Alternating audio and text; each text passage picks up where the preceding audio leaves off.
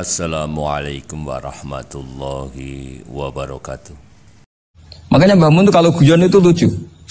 Aku iku sakake ambek wong desa sing mlebu swarga. Saya dulu eskal mlebu swarga kok disakeni. Akhirnya beliau memberi penjelasan.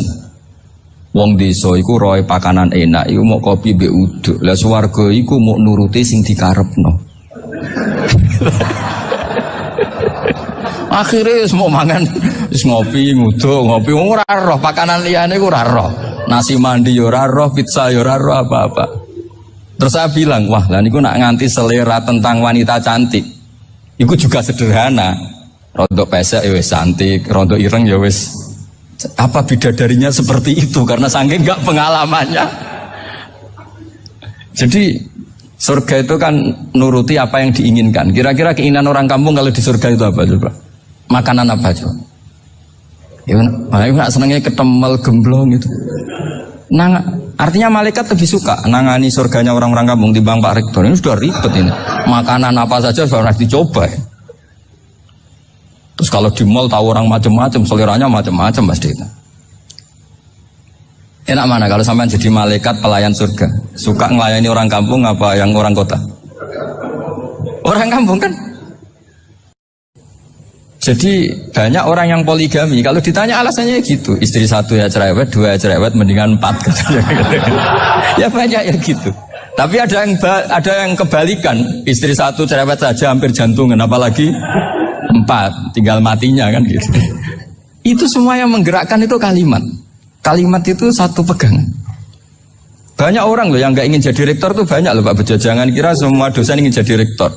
Melihat rektor sibuk rapat mempertahankan reputasi Unisula atau sering pegang kepala, ngapain repot-repot? Jadi tukang sapu aja dapat gaji, ngopi, rokokan, selesai. Bodoh amat jadi rektor, mikir orang banyak. Banyak loh orang yang ingin jadi presiden tuh banyak. Karena ngopi nyaman, gak ada yang ganggu. Mau tidur sampai jam 9 siang juga gak ada yang ganggu. Sehingga mereka melihat pegawai negeri itu gak keren, orang kok diatur jam, disiplin. Itu memang cara Allah membagi rahmat. Mau kamu apakan coba? Cara syukurnya dia seperti itu. Bapak saya dulu tuh sering ngajarin saya, diajak jalan-jalan pagi-pagi. Melihat orang ngopi, makan uduk itu bapak seneng. Kok enak jadi wong awam. Ngene esuk-esuk nyemak bocah kesel kabeh kono enak ngopi rokokan. Bapak kadang iri sama orang awam itu iri. Sudah gitu berharap masuk surga kan enak sudah gitu. Tahu-tahu mati, tidak tahu ke surga apa ke neraka ya tidak tahu. Jadi nah, orang dulu itu orang yang bisa mensederhanakan dunia. Sehingga ya sudah cara bahagia. Makanya saya alhamdulillah saya ini kerjasama sama UII sama beberapa kampus. Memang amdan itu sengaja. Kampus itu ya punya sistem yang nggak bisa mewakili sistem kiai. Kiai juga punya sistem yang nggak terwakili oleh kampus juga sebaliknya saling melengkapi. Saya sering ketemu rektor UII, rektor kampus-kampus Islam. Mereka cerita, Gus pendidikan pondok harusnya dimodernkan gini-gini. Saya bilang, kalau pondok modern kayak kampus itu nanti saya ketemu Allah tidak bisa jawab. Kenapa Gus? Saya beri contoh gini. Kalau misalnya perempuan perawan lah atau apa saja namanya perempuan, mau tanya tentang menstruasi atau haid. Kalau semuanya sistem kampus, dia harus kuliah dulu. Registrasi dulu, kuliah dulu, bayar dulu. Dan dapat jawabannya nunggu mata kuliah pas itu. Bandingkan kalau sistem pondok, saya tuh sering ke pasar sama anak saya dicegat sama ibu-ibu. Gus, anak saya ngalami gini-gini, keluar darah terus menerus, gak 6 hari tapi 1 bulan penuh. Itu hukumnya apa Gus ya? Nanti saya mau sowan ke jenengan. Nggak usah sowan di sini aja. Ya sudah. Sebelum mengeluarkan darah yang rutin seperti itu biasanya haidnya berapa hari? 6 hari ya sudah ikut yang 6 hari, yang lainnya istighatsah. Ngoten tok Gus ya udah gitu. Begitu terus di masalah udhiyah. Ya coba kalau semuanya pakai sistem kampus, daftar dulu, bayar dulu. Jadi ini nggak ada jawabannya, nunggu mata kuliah itu. Baru dapat jawaban. Itu biasa nggak sholat bertahun-tahun karena belum ada jawaban tentang itu. Nah itu kalau misalnya orang mati, tahunya cara memulasara jenazah itu nunggu kuliah dulu, pas mata pelajaran itu dulu, baru menangani orang mati. Berarti orang mati itu tergeledak semua. Tapi kalau kiai kan enggak. Kesini orang mati terbakar, kalau dimandiin malah badannya copot-copot, itu gimana hukumnya? Ini ada orang mati Gus Kendat, ini disolati apa enggak? Ada orang mati apa itu oplosan ya kan? Itu disolati enggak? Saya sering ditanya gitu. Gak usah registrasi Pak Rektor, gak usah registrasi, gak usah daftar, gak usah seminar. Makanya kalau orang kampus wani kiai itu ya kualat tenan gitu, karena ini yang on time ya. Tapi pondok seperti saya ya ikrar seikrar-ikrarnya pentingnya kampus karena melatih efisiensi waktu, disiplin, tata kelola manajemen sehingga kita ya hormat. Tapi tadi kita harus saling melengkapi sehingga saya tunjukkan ke publik bahwa saya hormat sekali sama polisi, sama tentara. Coba kita bisa apa ngadepi bandar narkoba kalau tidak polisi? Bisa apa coba menjaga NKRI kalau nggak tentara? Begitu juga ya sudahlah kita memang fa'inayadawahi ma'al jamaah, kita berkah itu kalau bersama-sama. Tidak bisa kita sendiri. Nah lalu orang kayak saya itu ya beberapa kali sebetulnya saya itu ditawanin jadi doktor honoris causa apa. Kekhawatiran saya satu Pak Bejo, takut pas gak punya uang. Itu dokter gak ada duit kan gak pantas gitu. Jadi repot gitu, daripada beban lah sudah lah gak usah dokter. Jadi kalau gak punya uang ya pantas, terus kalau ngebis ya pantas. Suatu saat kalau mati gak ada yang hadir ya pantas, gak dokter gitu. Kalau sudah dokter kok masuk neraka, dokter kok masuk neraka kayaknya apalagi rektor kampus Islam kok masuk neraka itu kan kok kayak agak pas itu. Misalnya rektor Unisiola ditanya mungkar nakir nggak bisa kan kayak gimana gitu. Makanya harus sering ngaji saya supaya agak malu di depan mungkar nakir. Masa rektor ditanya mungkar nakir nggak bisa. Harus berani bentak ini saya rektor loh Pak mungkar nakir masa kalau wali-wali dulu berani. Masyhur di cerita wali-wali ditanya marabbuka manabuka, saya ini guru tauhid. Kok kamu tanya marabbuka manabuka yang ngelotok? Kamu tidak pernah ngaji enak aja tanya. Jadi wali-wali itu ya rileks ngadepi kan. Saya yakin rileks wali di Bang Pak Rektor, saya yakin itu. Karena wali itu lebih dekat Allah. Sehingga orang dulu itu saya ulang lagi ya, ada satu kearifan namanya hidup itu apa? Hidup itu adalah cari sebanyak mungkin supaya hidup itu tidak tergantung pada banyak hal. Sehingga misalnya cara berpikir orang-orang modern itu sebenarnya banyak orang-orang ilmuwan yang nggak ngagumi Amerika. Bukan karena angkuh ndak. Untuk mempertahankan kebesaran negara sebesar itu, kebutuhan listriknya besar, kebutuhan tentaranya besar, kebutuhan apa? Sementara negara kayak Venezuela atau Swiss kebutuhannya ada banyak. Pertanyaannya, yang tergantung dengan banyak hal sama yang tidak tergantung banyak hal itu pinter mana? Kalau dibalik pertanyaannya gitu, negara-negara maju itu tidak keren kalau dibalik pertanyaannya. Orang yang untuk mempertahankan eksistensinya banyak, butuh banyak hal dengan yang tidak butuh banyak hal itu pinter mana? Orang yang bahagianya nunggu jadi dokter, nunggu jadi kiai besar, kiai viral, dengan orang yang bahagia cukup dengan ngopi itu pinter mana? Tapi kalau dibalik pertanyaannya, orang yang taunya nikmat hanya kopi dengan nikmat yang banyak, pinter mana? Makanya Mbah Mun itu kalau guyon itu lucu. Aku ikut saake, ambil wong desa sing mlebu swarga. Saya dulu eskal mlebu swarga kok disakeni. Akhirnya beliau memberi penjelasan. Wong desa iku roe pakanan enak, iku mau kopi mbek uduk. Lah swarga iku mau nuruti sing dikarepno. Akhirnya semua mangan ngopi, nguduk, ngopi, ora roh pakanan liyane ku ora roh. Nasi mandi yo ora roh, pizza yo ora roh apa-apa. Terus saya bilang, wah lah niku nak nganti selera tentang wanita cantik. Iku juga sederhana. Rondo pesek ya wis cantik, rondo ireng ya wis. Apa bidadarinya seperti itu karena saking enggak pengalamannya. Jadi surga itu kan nuruti apa yang diinginkan. Kira-kira keinginan orang kampung kalau di surga itu apa coba? Makanan apa coba?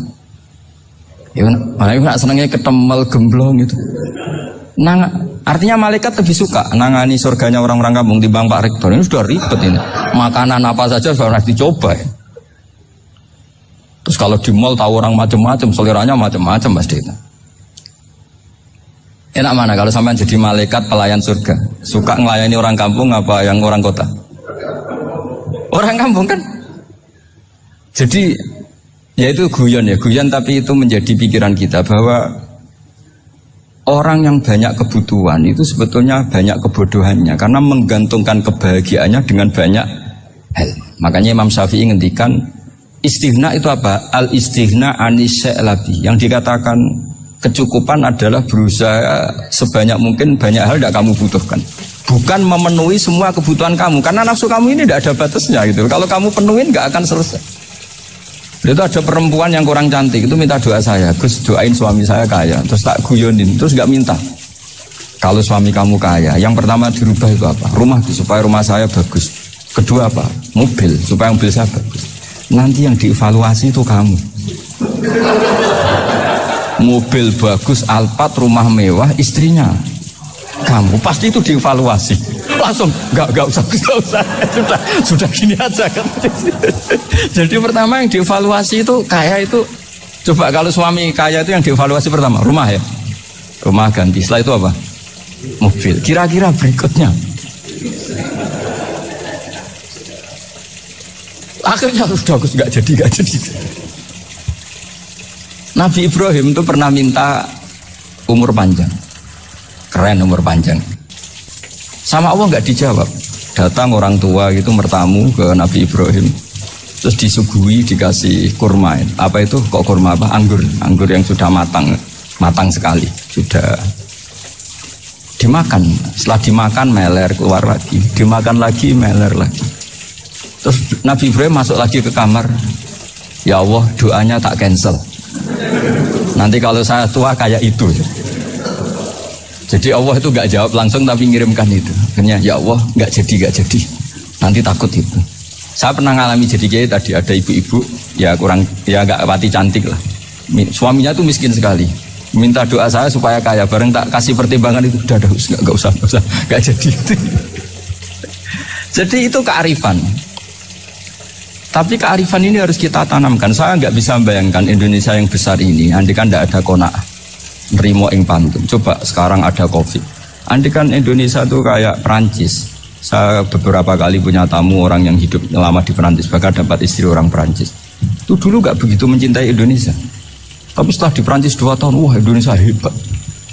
Di Perancis tuh kata dia kalau cerita, semua kebutuhan masyarakat itu dibebankan ke negara. Apa saja minta negara, apa saja nyoal negara.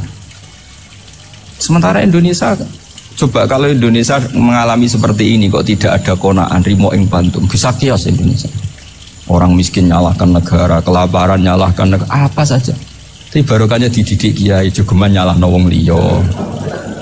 Urip pun romo ing pandum, diamen. Sampai gak ngerti kalau Covid. Banyak tuh orang-orang kampung itu, orang lugu-lugu itu. Mbah niki saking Covid, salam ning Covid, muga-muga umure panjang. Dikira Covid itu nama orang yang ahli sosial itu. Mbah niki dana saking Covid. Matur nuwun sampekno salamku, muga-muga umur panjang. Bingung kan yang nganterin ini. Ini gimana yang mau menjelaskan nih? Memang nggak paham. Ribet. Tapi saya pastikan bahwa dengan keadaan seperti ini kita bahagia, kita stabil, itu jelas barokahnya kalimah tadi, moto tadi atau pegangan hidup tadi. Makanya disebut al-ibarat qutun li'ailatil mustami'in, bahwa redaksi atau kata-kata atau pegangan atau filosofi hidup, apalah namanya itu adalah penyemangat. Karena kata-kata ini memang luar biasa. Ketika sahabat perang demi kebenaran, zaman itu ya pasti benar karena yang dibela Nabi. Dulu itu kan enak zaman Nabi, yang dibela mesti benarnya, musuhnya mesti salahnya. Sehingga dulu itu memang harus tegas. Kalau sekarang mau tegas gimana? Yang kamu bela tidak mesti benar, musuhnya tidak mesti salah. Ribet kan kalau misalnya saya tukaran sama Pak Rektor, kamu mau bela mana kan bingung. Saya tidak mesti benar, saya tidak Nabi. Pak Rektor apalagi nggak mesti benar lagi kan? Ribet kan? Jadi kalau kita mau perang sekarang itu mau pede gimana? Enggak. Makanya banyak ulama sekarang tuh mau tegas tuh nggak berani karena ya banyak hal yang abu-abu lah wilayahnya. Misalnya pilihan presiden atau pilihan bupati, pilihan menteri. Kamu mati-matian bela itu, yang kamu bela tidak mesti benar, musuh kamu tidak mesti salah. Misalnya pilihan bupati, Wah ini kabupaten ini baik kalau bupatinya ini, yang satu bilang ini. Terus tim suksesnya kamu tanya, kamu yakin? Ya enggak juga. Lah kenapa semangat? Kan sabotohnya paling alasannya ya itu aja, bukan yang lain. Beda dengan zaman Nabi, Nabinya mesti benar, Abu Jahalnya mesti salah. Kan enak, aturan mainnya jelas. Singkat cerita dalam perang itu banyak sahabat yang ngalami luka, ngalami apa gitu. Kemudian curhat lah ke Nabi, ya Nabi gara-gara derekkan jenengan, ngikuti jenengan saya harus ngalami seperti ini, seperti ini. Ngiranya orang itu diapresiasi sama Allah keluarnya. Ternyata sama Allah gak diapresiasi. Malah diturunkan ayat intakunu ta'lamuna fa innahum ya'lamuna kama ta'lamun wa tarjuna minallah malah yarjun. Kalau kamu sakit karena perang, orang-orang kafir itu ya sakit, itu saja berani padahal demi kekafiran. Wa tarjuna minallah malah yarjun, padahal kamu punya nilai lebih, yaitu berharap kepada Allah yang mereka tidak punya. Saya jadi kiai itu ya kadang mangkel. Karena yang benci ya benci, yang seneng itu ngel-ngel loh kayak Pak Bejo. Jadi semuanya ribet. Nah iya, yang benci ya ganggu, yang seneng ya ganggu, tambah nemen. Seribet. Tapi kalau sudah ingat bandar narkoba, mereka berhadapan dengan polisi, kadang ditembak karena kesalahannya terlalu fatal. Antar persaingan mereka juga bisa tembak-tembakan karena merebut pasar narkoba. Itu saja mereka berani. Kok kita yang jadi kiai kadang dicium tangannya, dihormati gak berani, hanya takut apa ya, musibah-musibah kecil lah, atau problem-problem kecil. Nah iya, kalau kita bandingannya gitu. Kalau kamu mau tahajud kedinginan, itu masih nanti dihisap Allah itu gitu. Maling ayam itu keluar malam-malam hanya dapat ayam, itu gak takut dingin. Ya gak takut digebuki masa. Kamu mau tahajud saja takut dingin. Makanya nanti hisapnya orang soleh itu nanti dijajarkan orang dolim, terus diperbandingkan. Wah itu habis kamu kalau itu. Jadi misalnya Unisola mau rapat, tapi ini malam, kalau malam dingin nanti sama masuk angin. Anak-anak pang di perapatan aja berani kamu. Kalau sudah perbandingannya gitu tuh ribet kita nanti. Makanya itu kalimat itu moto atau filosofi hidup. Sehingga diulang lagi nasihat itu. Iyam saskum korhun fakodu masal koma korhum mislu. Kalau kamu kena luka, orang-orang yang nggak benar juga akan kena luka. Itu aja berani demi ketidakbenaran. Masa kamu demi kebenaran nggak berani? Akhirnya orang itu, ya itu kalimat, itu heroik.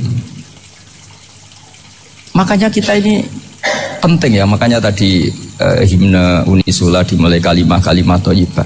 Karena kalimat ini yang menjaga kita, kalimat ini. Misalnya tentang Tuhan. Kenapa orang Islam imannya kokoh seperti ini, termasuk yang sudah hidup di Amerika, di Australia, di mana-mana. Itu ya barokahnya ajaran atau barokahnya kalimah. Saya sebut kalimah saya pakai bahasa santri. Karena la ilaha illallah itu dalam tradisi santri disebut kalimatu haqqin alaiha nahya wa alaiha namut wa alaiha nub'ats. Ada yang riwayat wa biha nub'ats insyaallah taala minal aminin. Kenapa mereka di mana-mana meskipun sekolah di Amerika, di Australia, bahkan di Uni Soviet tetap mukmin? Itu barokahnya ajaran yang benar. Allah itu siapa? Tuhan. Tuhan itu sifat dasarnya apa? Awal. Dia harus wujud awal sebelum makhluk yang lain. Sehingga ketika ada negara yang maju, yang tertib, manajemennya tertib, masyarakatnya makmur, tapi punya Tuhan yang tidak seperti itu, tidak awal, itu sudah gak nyaman. Karena enggaklah keren Tuhan saya, karena Tuhan saya itu al-awwal, zat yang pertama. Tuhan saya keren lah, zat yang gak mati, Tuhan yang gak mati, yang gak pernah ngalami kematian. Sehingga tontonan atau yang dilihat kenikmatan-kenikmatan yang lain ini tidak mengubah dia pendirian tentang Tuhan. Karena mantapnya satu kalimat tadi, bahwa Tuhan itu ya harus satu, harus awal, harus tidak mati, tidak rusak, tidak ngalami apa-apa yang membahayakan. Sehingga ketika ditawarin Tuhan yang lain, meskipun menjanjikan secara finansial atau kemakmuran, mereka gak tertarik. Itu coba, itu barokahnya makmur apa barokahnya ajaran? Barokahnya ajaran. Sering negara Islam itu kalah makmur dengan mereka, tapi barokahnya ajaran ini tetap apa? Tetap Islam. Makanya Nabi Ibrahim, Nabi yang sukses bikin wa ja'alaha kalimatam baqiyatan fi aqibi. Sehingga kita ini bukti sama orang tua misalnya, itu ya karena ajaran. Suwargamu iku karek wong tuamu. Nak wong tuamu ridho, Allah ridho. Nak ora ridho, Allah ora ridho. Ridho wa fi ridhol walidain wa sakhatu wa sukhtu wa fi sakhatil. Sehingga ketika ada orang tua yang agak brengsek gitu, anak-anak tetap hormat. Punya orang tua yang miskin, yang sudah miskin, tukang tombok nomor, banyak kan di kampung gitu. Ya tetap hormat. Coba kalau dari awal kita ngajari orang tua kamu hormati ya, kalau baik, kalau tidak usah. Bisa geger Indonesia. Tapi barokahnya ajaran-ajaran itu Indonesia tertib karena ada ajaran. Nah ini di sini pesantren dan Unisula semua harus berkontribusi membuat ajaran yang benar itu adalah ciri utama Islam. Sehingga Islam ini dimulai dengan ajaran kalimatu haqqin alaiha nahya wa alaiha namut. Sehingga kita tenang seperti ini. Saya ini termasuk kiai yang tenang. Meskipun kata orang banyak saya ini kiai besar, tapi termasuk kiai yang paling tenang. Termasuk yang paling tenang. Karena saya ini pakai mazhab orang-orang hebat. Saya berkali-kali cerita, orang kayak Imam Syafi'i itu orang yang luar biasa. Saya berkali-kali cerita, orang yang tadi nyium tangan kamu ya Imam Syafi'i, di belakang tuh ngerasani kamu, menghujat kamu. Jawabannya enak saja. Berarti saya alhamdulillah orang yang wibawa. Buktinya di depan saya nggak berani. Jadi enteng saja. Diceritain sebagian kampung, sebagian separuh dari warga kamu itu nggak suka kamu. Ya bagus lah nggak suka saya, nggak akan utang duit saya. Di mana-mana orang utang tuh karena teman dekat. Kalau nggak seneng pasti minimal nggak utang, nggak pinjam mobil, nggak pinjam apa. Berkah mana yang seneng sama yang gede? Jadi dianggap enteng saja. Semua yang dialamin dianggap enteng saja. Misalnya punya istri pemarah, ya baguslah marahin suami. Kalau marahin tonggo malah ribet. Jadi kamu harus terima kasih kalau dimarahin istri. Baguslah marahin saya mah, kalau marahin tonggo ribet. Jadi enteng saja. Tapi kita sekarang itu karena nafsu ya, sehingga menghadapi hidup ini ribet. Ulama dulu kalau mau mati itu senangnya bukan main. Sudah lama saya ini ingin gak maksiat. Kayaknya gak maksiat paling efektif itu mati. Ya tidak apa-apa Gusti, kalau sebaiknya mati ya mati aja. Enteng saja. Jadi melihat kematian itu akhir dari segala keburukan atau potensi keburukan. Apapun baik kita sekarang, suatu saat mungkin kita gak baik. Yang bisa menghentikan ketidakbaikan atau potensi ketidakbaikan itu apa coba? Mati kan? Berarti mati itu mengerikan apa menyenangkan? Mesti kamu tidak berani menjawab. Meskipun secara ilmu kamu berani, tapi secara rasa agak berani kan? Saya ulang lagi ya, yang bisa menghentikan keburukan atau potensi keburukan itu apa coba? Apa? Kematian. Berarti kematian itu menyenangkan atau menyusahkan? Apapun kamu tidak berani jawab karena kamu agak-agak duniawi itu kelihatannya. Tapi secara ilmu, kamu tahu kan kalau mati itu tidak buruk-buruk banget. Karena apa? Itu akhir dari segala keburukan. Sehingga Nabi ngajarkan kalimat itu begitu luar biasa. Allahumma ahyini maka natil hayatu khairan li wa tawaffani maka natil wafatu khairan li. Nabi melihat dunia itu begitu indah. Ya Allah, kalau saya ini hidup, anggap saja hidup ini ziyadatan li fi kulli khairin, menjadi modal saya menambah segala kebaikan. Jika suatu saat saya mati, anggap mawon rohatan li min kulli syarrin, itu akhir dari segala keburukan saya. Sehingga mati hidup ya baik karena di situ kita bisa berkontribusi beramal soleh. Mati juga baik karena mengakhiri segala keburukan. Nabi nate ngendikan lagi, ajaban li amril mu'mini inna amrahu kullahu khair. Orang mukmin itu mengagumkan, semuanya baik. In asobathu na'ma syakara fakana khairan lah. Kalau baru dapat nikmat dia syukur, maka itu baik. Wa in asobatu dharra sabara. Kalau dapat masalah mereka sabar, itu juga baik. Sehingga orang mukmin dua sisinya pasti baik. Itu juga kalimat, maksudnya moto atau pegangan hidup. Nah berikut ini saya beri contoh, ini kenangan saya, ini contoh terakhir. Masalah jadi orang terkenal maupun tidak. Di sini dicontohkan Imam Ghazali di halaman 367 di kitab saya 367, juznya 3 di kitab Ihya Ulumuddin. Di sini beliau cerita betapa untuk menjaga ikhlas sebaiknya orang itu tidak terkenal, tidak syuhrah, tidak terkenal. Oke, itu kita sepakat ya, karena kalau terkenal mungkin orang dipaksa publik dengan tanda kutip untuk selalu berbuat baik, tapi karena jaim lah, jaga imet atau apa. Tapi ketika dibalik pertanyaannya, kamu rela yang terkenal itu orang nggak benar, sementara yang orang benar itu nggak terkenal.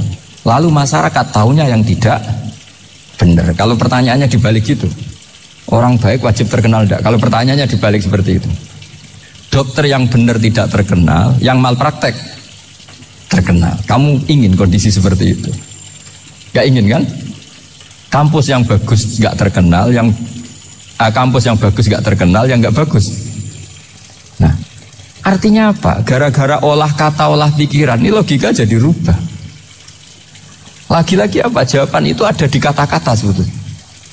Makanya bab-bab seperti ini tidak usahlah kita berdebat, berpolemik. Sebaiknya orang itu humul, menutup diri, apa sebaiknya orang terkenal, itu nggak perlu seperti itu. Sudah terserah Tuhan saja. Makanya saya mulai dulu ngaji sampai sekarang itu ya tidak punya punya ikon tertentu atau punya website tertentu, enggak. Sudah terserah pangeran. Saya juga tidak sok suci materialistik atau enggak, ya tidak mikir saya. Bukan apa-apa ya, karena saya ini kiai, jadi biasa urusannya sama Allah, tidak sama makhluk. Jadi pusing kalau sama sarah-sarahnya makhluk itu pusing. Meskipun rektor kalau nasihati saya pasti tidak saya terima, itu tetap makhluk, itu sudah ada ngefek kalau saya itu sudah ada itu. Bukan karena saya sombong, ya memang makhluk betul gitu, bukan cuma nasibnya bejo aja, tapi makhluk tetap makhluk.